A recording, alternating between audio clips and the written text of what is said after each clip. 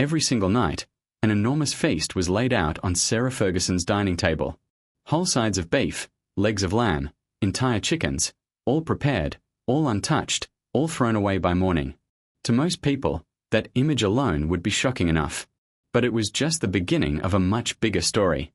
Behind the gates of her estate, staff worked around the clock to maintain a lifestyle that many described as extraordinary. Reports claimed she employed as many as 17 full-time members of household staff, including a personal flower arranger, a dedicated dog walker, and a private chef. And while the world saw a woman who seemed upbeat and relaxed in public, something very different was quietly unfolding behind closed doors. Consider this. According to reports, she once spent £14,000 at a single London wine merchant in just 4 weeks. Not over a year. 4 weeks.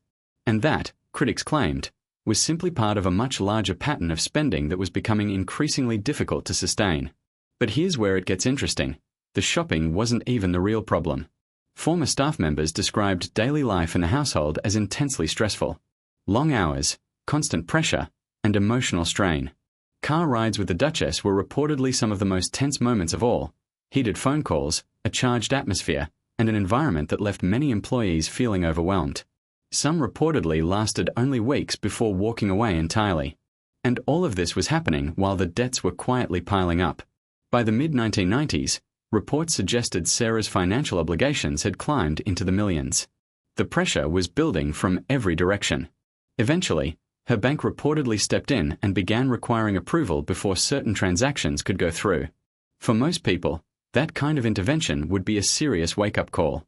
But according to those watching closely, the situation only became more complicated from there. Outstanding balances grew. Luxury purchases continued. And here's something that surprised many observers. Some high-end retailers and service providers were reportedly reluctant to chase payment from someone with royal connections. Critics argued that her status brought her a level of patience that ordinary customers would never receive. But that patience had a limit. And by the spring of 1994, it had run out. Reports indicate that a prestigious financial institution demanded a substantial debt be settled within an extremely short time frame. Suddenly, the cracks that had been forming for years were impossible to hide. And the person Sarah reportedly turned to next? Queen Elizabeth II herself. According to various accounts, the late Queen stepped in during some of Sarah's most difficult financial moments to prevent the situation from becoming an even larger public scandal. The details of those arrangements were kept private, but royal commentators have long pointed to them as examples of the palace working quietly to protect its reputation.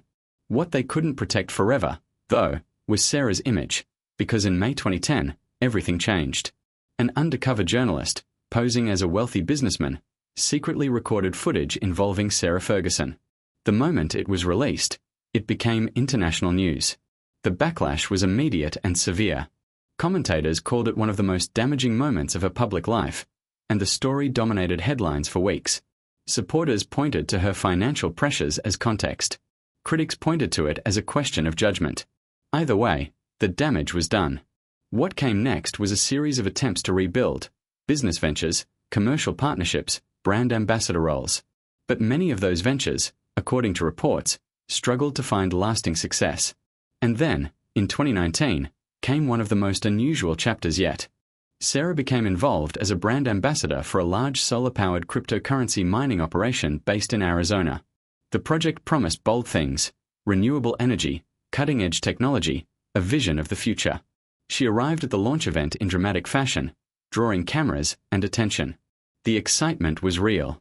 But so, eventually, were the problems. Reports suggest the project fell well short of its promises.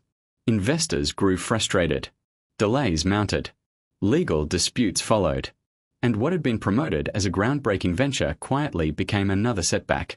But what emerged afterward was even more damaging, because leaked documents and investigative reports began connecting Sarah's financial dealings to a convicted individual whose name had already attracted serious international attention. According to media accounts, Sarah stated that funds she received were meant to cover expenses related to a former employee. But the release of additional records prompted fresh questions from journalists, who argued the full picture deserved much closer examination. Reports also surfaced of communications in which she allegedly expressed urgent concerns about money and housing costs, worried, according to published accounts, about her difficulties becoming public knowledge. And what made it worse? Reports suggested that within certain influential social circles, her financial struggles had become a source of gossip rather than sympathy. The support networks she had relied on were beginning to look far less solid than they had appeared. By late 2025, renewed scrutiny was creating fresh challenges across multiple areas of her public life. Business opportunities narrowed. Partnerships faced closer examination. Old controversies resurfaced as if they had never gone away. Then, by early 2026, reports confirmed that Sarah no longer owned a residential property, having sold a luxury townhouse at a significant loss.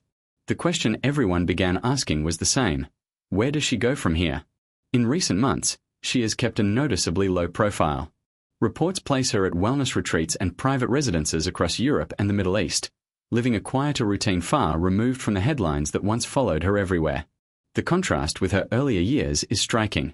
The endorsement deals, the media appearances, the ambitious ventures, much of that has faded.